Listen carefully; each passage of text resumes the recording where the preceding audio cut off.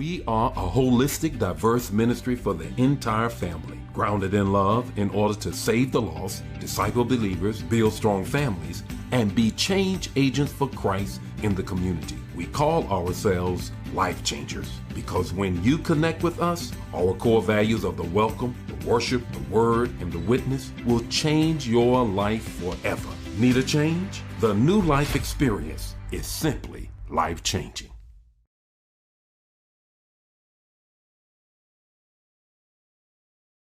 Welcome to eChurch.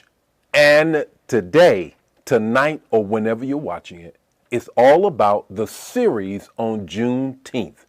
The series on Juneteenth. And tonight, I'm talking about a moment in Ziklag. A moment in Ziklag.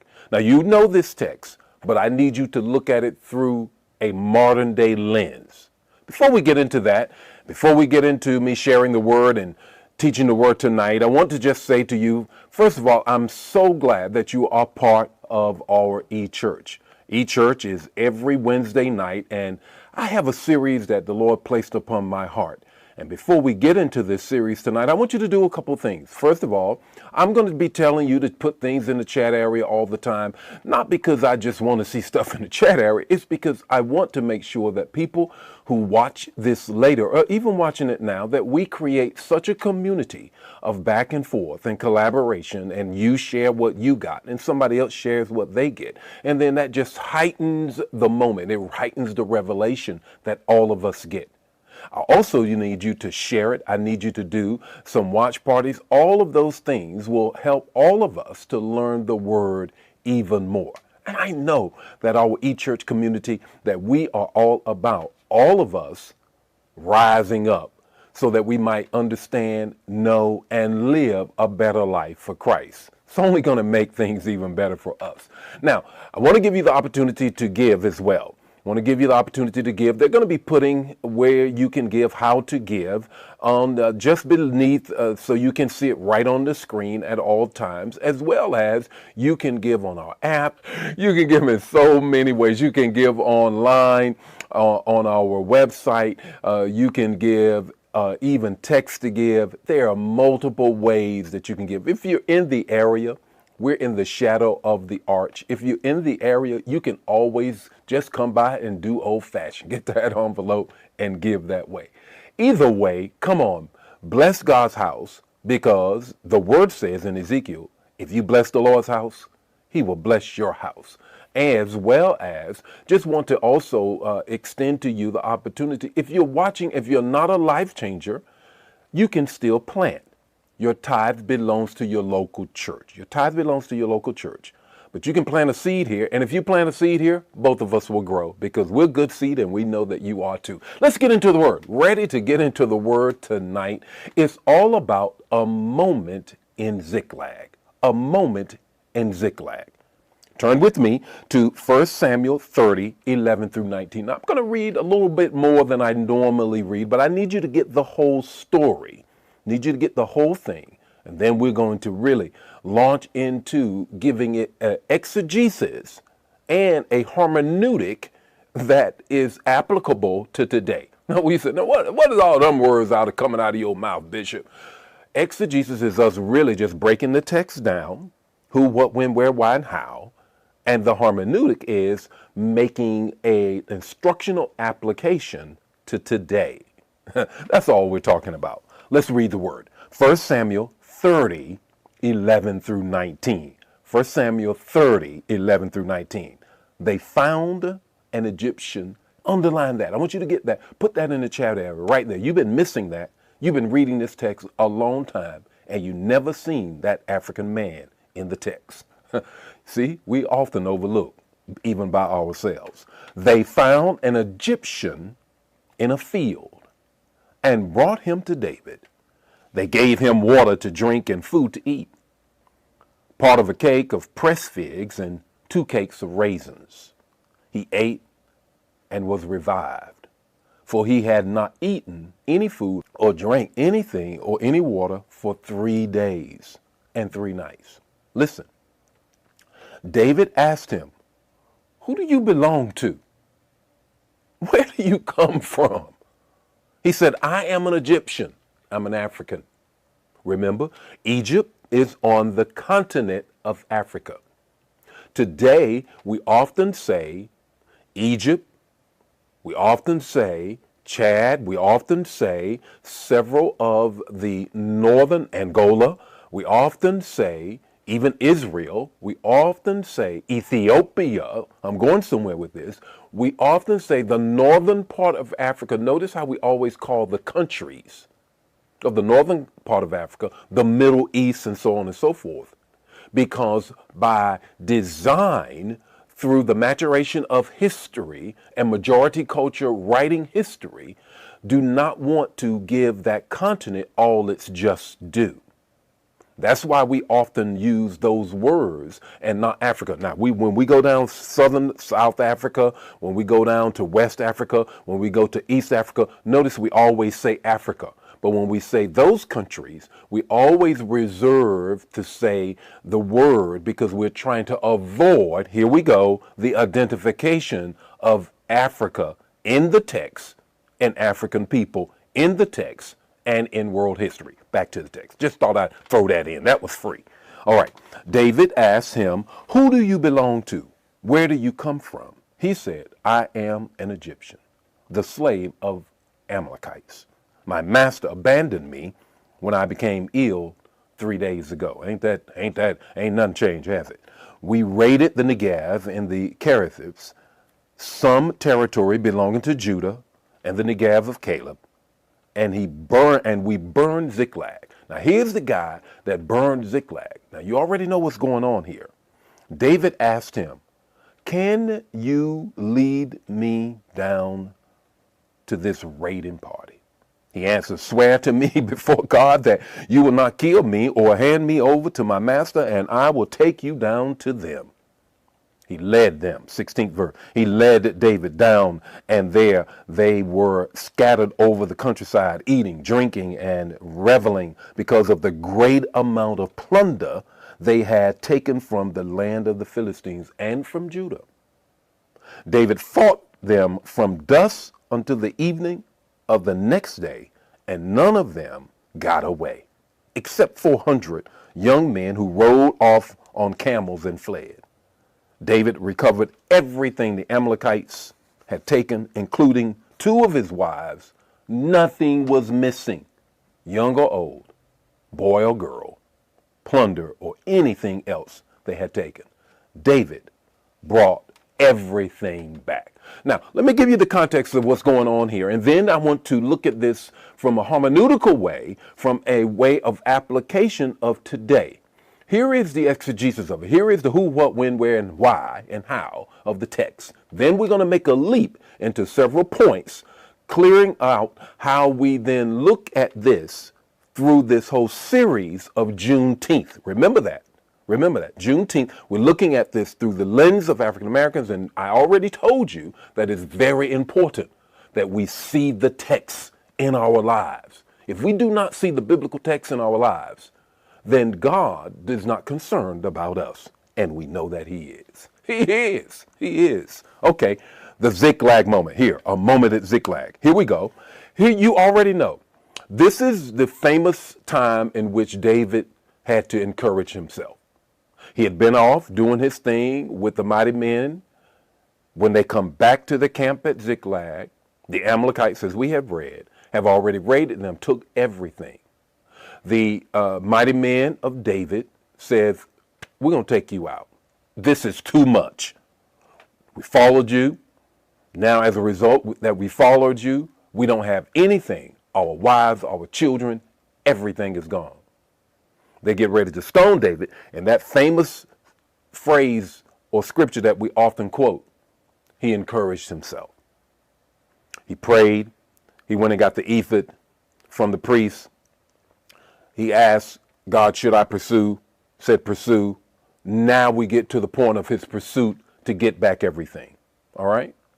Then he runs up with a brother. He runs up with a bro. That's right. The brother is there. The brother is there.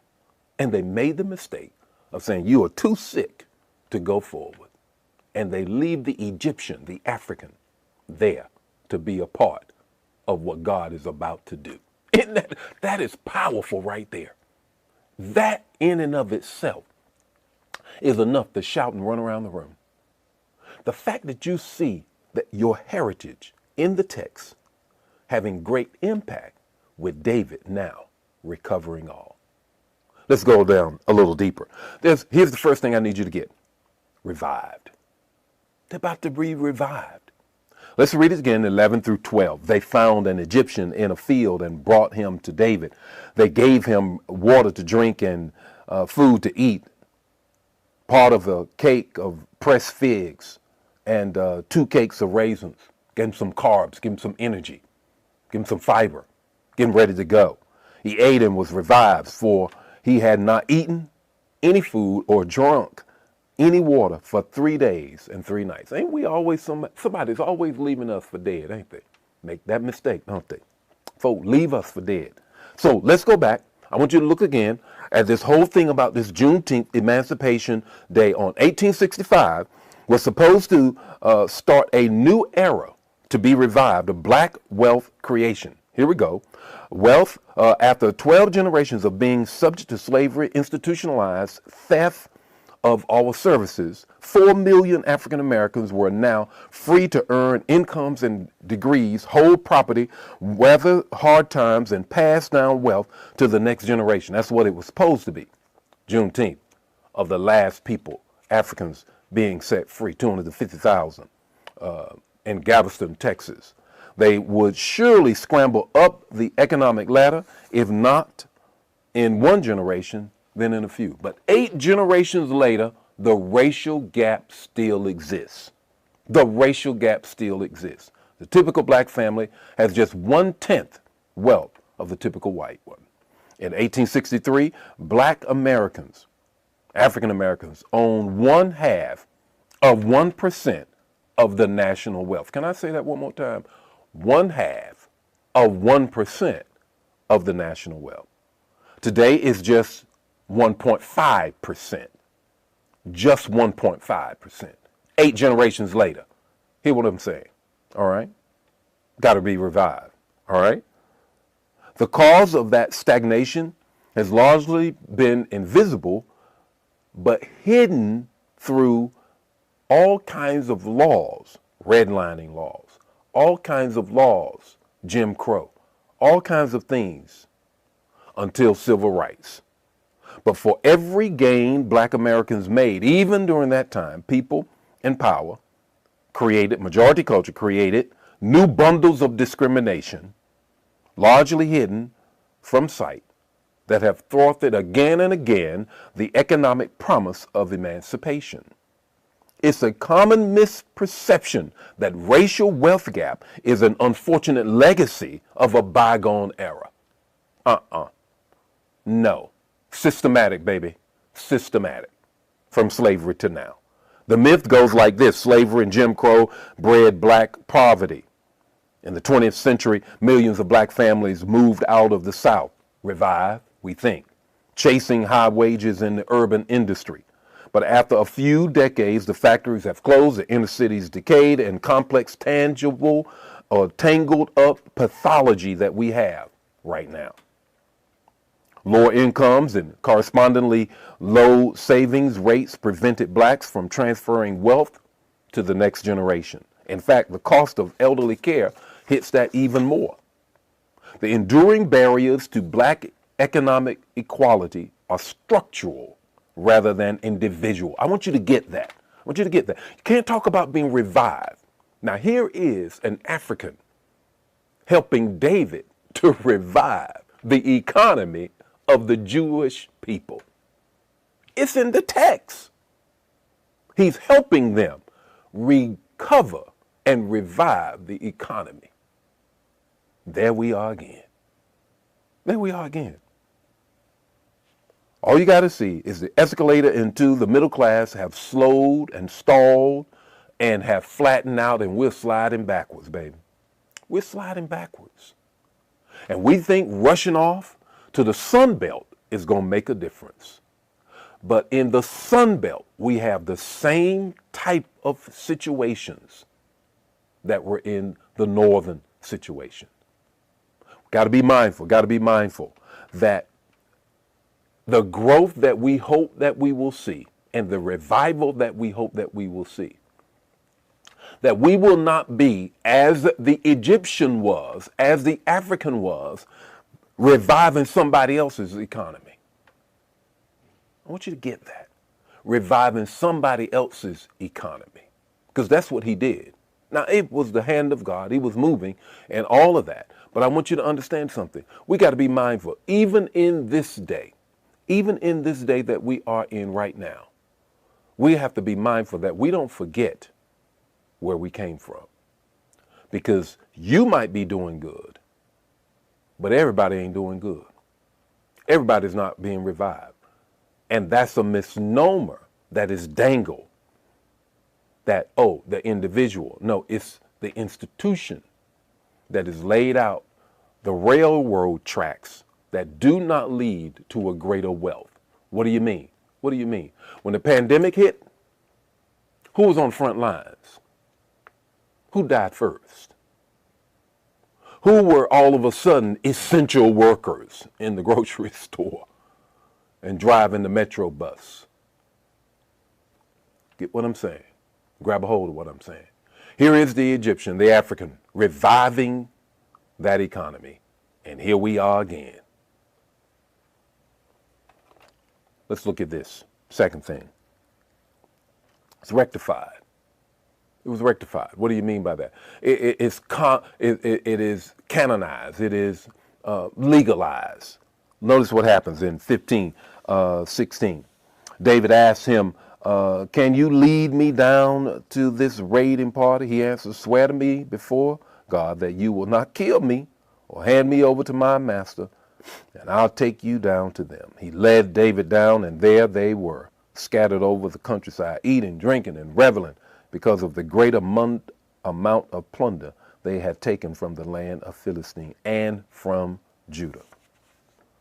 We think that things have been rectified. We think things have been righted. We think things have, everything is good now. Here's what we think. Just in the data. There's some reason that we can think that. Here it is. Today, nearly 4.6 million African Americans hold a 4-year degree. Isn't that interesting? Yet the racial gap in degree attainments remain large, and it does not appear to be shrinking.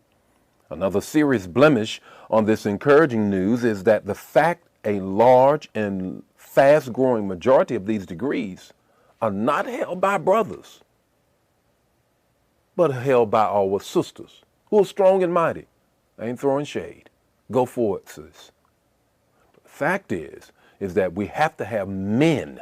The scripture is very, very clear about the order of the home.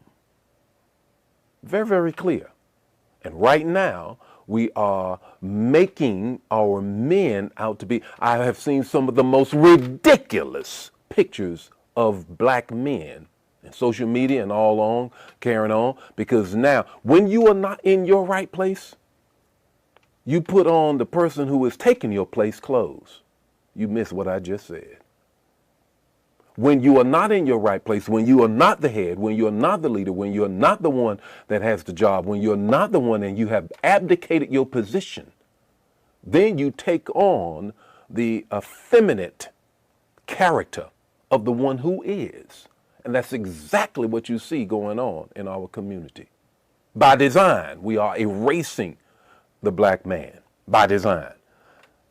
Further information. At the time of the Harlem Renaissance in 1920s, about 10,000 American blacks, African American blacks, 1 in 1,000 were college educated. The editor of this journal, who was born in 1924, points out that the black child born that same year had about as much chance of completing a 4-year degree as playing shortstop for the Red Sox. Today, the world is totally different. 4.5. But that does not erase the fact of who's getting all of the degrees. The breakdown is as follows. According to the U.S. Census, 3,215,000 blacks in this country who have bachelor's degrees, and there are additional ones who have more degrees than that. Here's the issue. Here's the point that I'm making. Just because we are in a situation where things seem like that they are better, we have to be mindful that we can still be taken advantage of. Notice the situation with the text. The Egyptian said, if you just rectify this situation with me, give me something to eat, I'll help you. I'll help you. And isn't that where we find ourselves so often? Just break me off a piece. No. The whole thing belongs to me. Why are you trying to say break me off a piece and I'll be satisfied? Isn't that where we find ourselves so many times?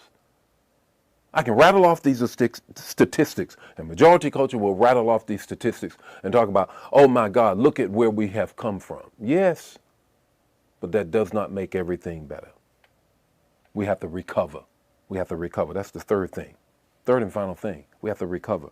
In verse 22, notice this, but all of the evil men and troublemakers among David's followers said, because they did not go out with us, we will not share with them the plunder we recovered. However, each man may take his wife and his children. Now, here's the text. David went out, and we read the text, the long text. He recovered all. There were some that said, you know what? They didn't go with us. They don't deserve to get anything. But David said, no, that should not be the case. David said, look, everybody should get a piece of the pie. Everybody should get a piece of the pie. Here's what we have today in our culture. We look at the Egyptian, the African man, who helped build this economy to the number one economy in the world. And as a result of him doing that, and his partner, our strong black women, as a result, what we get is pull yourself up by your own bootstraps. In a Judeo-Christian culture of a majority culture who will quickly tell us that we should follow this word. So if we follow this word, what does David do? David says, even those that didn't come along needs to get what everybody got. Bam! That's the book. David said, even those that stay behind, even those that didn't pull their own weight. And that's not the case with African Americans. So when you start talking about, oh, well, this we were left behind, and you need to pull your own self up, you need to do this, you need to do that, that's not Bible. It's not Bible. Zacchaeus says, if I stole stuff from people, I will give it back even more.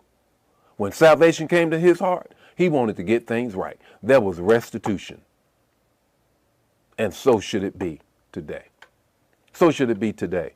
So the moment of Ziklag, the Ziklag moment, is the moment that we should have today. As we think about it and as we journey toward Juneteenth, the last freeing of slaves. And that's why I'm saying this ain't a month about Jim, what is that? Jim Crow? No, Geminis. Mm-hmm. This is not a moment about Geminis, okay? This is a moment about us understanding our plight, our place, our position, and the prosperity that we should have and be experiencing in this moment, in this year of 2021, Juneteenth, as we move forward. What's your moment of Ziklag? What's the moment in which you're saying, God, I need to recover it all? What's your moment? Is it your salvation? Do you know him in the pardon of your sins? Is it an unforgiveness situation? What's your moment of Ziklag where you say, I got to recover it all? Is there a moment in which you say, you know what? I need to be revived. I need to be rectified. I need to be recovered and restored. What's your moment? Are you a part of pulling things back together, but yet you don't feel like you're getting what is due you? make a decision for Christ. Make a decision to connect with this community. We call ourselves life changers. We're changing lives in our lifetime. All it takes is to text the word decision to 71441. Come be a part.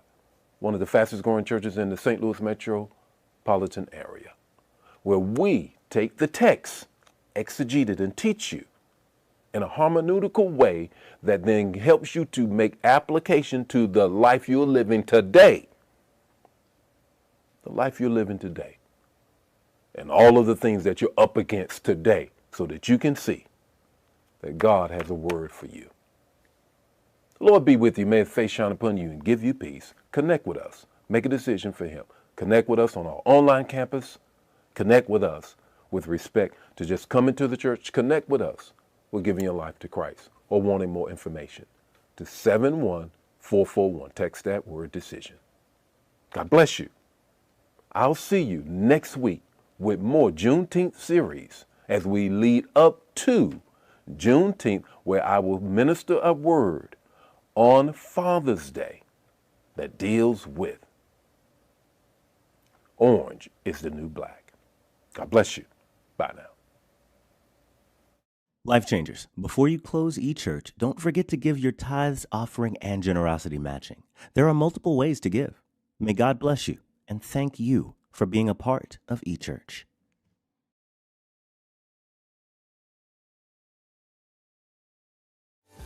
IDEX Media does a lot. From IDEX Photography to IDEX Films. We help create forever memories and forever impressions.